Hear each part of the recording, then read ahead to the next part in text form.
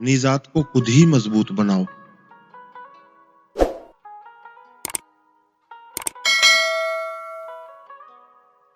यहाँ कोई तुम्हारे हिस्से का दुख नहीं झेलेगा।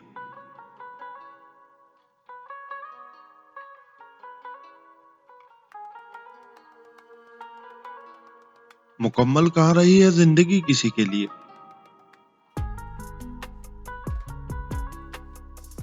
हर शख्स ने कुछ खोया है कुछ पाने के लिए।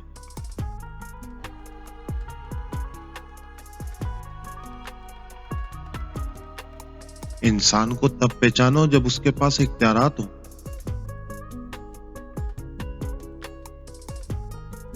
लाचार वक्त में तो सब नेक बन जाते हैं।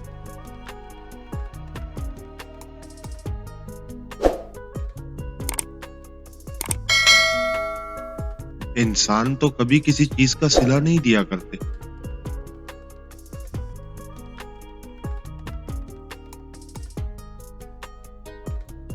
फिर इनके रवैये का अफसोस क्या करना।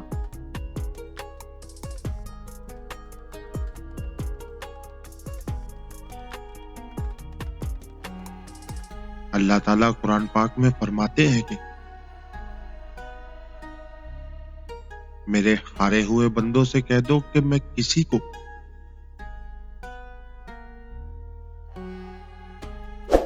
उसकी ताकत से ज्यादा नहीं आजमाता।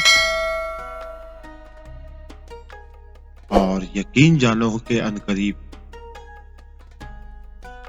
तुम्हारा परवरदिगार तुम्हें इतना देगा